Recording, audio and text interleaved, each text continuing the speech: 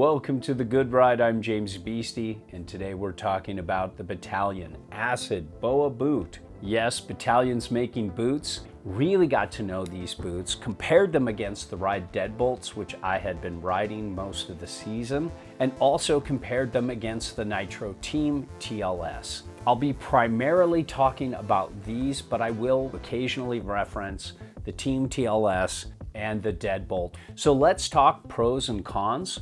First off, excellent construction for a first-time boot, excellent flex retention, a very comfortable liner, Vibram sole, very good shock absorption, upper and lower adjustability, a really strong backstay, and it fits a wider foot pretty well. Some things that'll make you want to swipe left. This is on the heavy side for boots. This pull tab is a little sticky. This side Velcro is hard to get on when the boot is new. So let's talk weight here. This is 2.4 pounds. So that's a bit on the heavy side. In comparison to my Ride Deadbolts, these are 2025s. Those are 2 pounds. That's more on the lighter side. When it comes to sizing, I'm a size 9. A true 9. These are a size 9. These are good boots for people with high insteps because there's lots of room inside. There is neoprene around the toes here to give you more room in the toe box. I feel like I might have a touch too much room. I'd love to try the 8.5 because this fit my E width foot, which is at the beginning of wide and the end of normal. It was pretty wide, and I found myself cranking the lower BOA part down here a lot tighter than I normally would for my width foot. So I'd be curious to see what an 8.5 will do. We'll have to see in production. You also have this easy elastic area on the top to deal with even featured calves like mine that need a little bit of extra room. It's not quite as good as the Deadbolt that has Velcro now to adjust to your calf, or if you're doing some uphill travel like I often do with drift boards and Union Rovers and split boards, you can just Velcro this out and have an easy uphill travel. When it comes to adjustability, you have a lower and an upper. They're separate. BOA is always kind of a pain in the ass to get tight, but it's not tangly and weird. You have this harness inside that fits around the liner, and I found it's a little sticky on and off. And then just a one-sided Velcro that I found kind of hard to get to stick initially. It feels like it's too narrow at first, but as this thicker part of the liner packs in more, it gets easier and easier. So just bear with it for a while or get it heat molded. I do like how thick the liner is though and how comfortable it is. It's not the fastest on and off for a BOA, but it's pretty good. When it comes to flex versus response, you can see this has a pretty medium stiff flex. On the boot, they say it's a 6 out of 10. In the catalog, they say it's a 7 out of 10. What I found is it has an easy forward flex in the ankle here. It seems easier than you would think it would be for a 6 or a 7 flex. But when I get ankle straps around it, it stiffened up this area and made it more responsive. If you had a more mellow, softer ankle strap with less surface area, less support, you'd get a nice, easy forward flex. So if you want to go into the park one day on that kind of ankle strap, this boot would have an easy forward flex and a different level of response.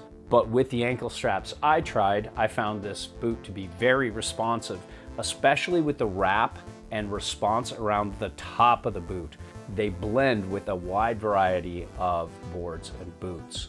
I felt they were very close to the Deadbolts, which are an 8 out of 10. They soften up quickly, and these feel more like a 6 or 7 too. The Team TLS is an 8 out of 10, and I felt like these hung in there with the Team TLS and the Deadbolts, but both of those boots didn't have that softer flex in the ankle and more responsive top. They felt continuous throughout.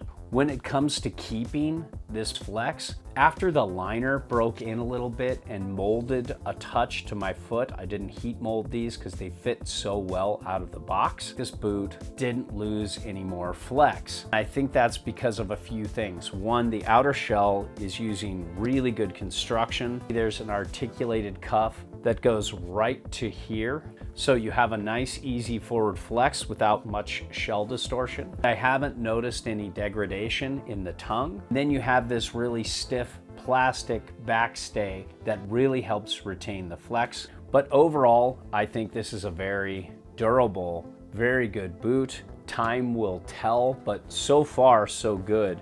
And I especially love this rubbery plastic toe without any seams. All the bindings fit on this very well. It looks like it'll last a really long time. When it comes to shock absorption versus board feel, I like this balance. You have a lot of EVA foam here, but then you have a very thick Vibram sole, whatever you want to call it. So you've got response on the bottom, but you've got shock absorption here. So it's a nice balance between the two. The Nitro Team TLS had better shock absorption, but this is just about on par with the Ride Deadbolt, maybe a touch better. It feels a touch damper too. The traction on this is excellent. The Deadbolt has a full rubber sole and good traction, but this is on another level. Vibram rubber doesn't really change too much in varying temperatures, so you always have the same amount of traction. I always felt very sure-footed in an icy lift line when I was skating around in the morning, and this sole is gonna last a long time. It's a pretty stiff sole too. The footprint's pretty good. A Burton boot in a size 9. It's a few millimeters less, but if this fits in a size 8.5, it'll be pretty reduced. It's just about the same as the Deadbolt, and the Deadbolt's pretty reduced too. This boot also feels pretty warm. I had a couple really cold days. With the wind chill, it was down to the low O's in Fahrenheit, and this stayed pretty warm. So it's a nice balance between being warm and having a reduced footprint. So overall, I think the Bataleon Acid BOA boot is very, very good for its first round. This held up really well. I really want to keep riding these next year. I wish it wasn't as heavy, because when I get off these and I get on my Deadbolts, I really like that lighter feeling better, especially when I'm traveling uphill. But I love the build, I love the articulating cuff, I love the response, I love the traction. I think it's worth a go. I like the high instep here for people with taller feet, especially compared to the Nitro Team TLS. I love that shock absorption, but I was getting pressure at the top of my foot. It was hard to tell if I was going to break in the boot or the boot was going to break me. With these, they were plug and play first day, so I'd like to give this a little more time. There you have it.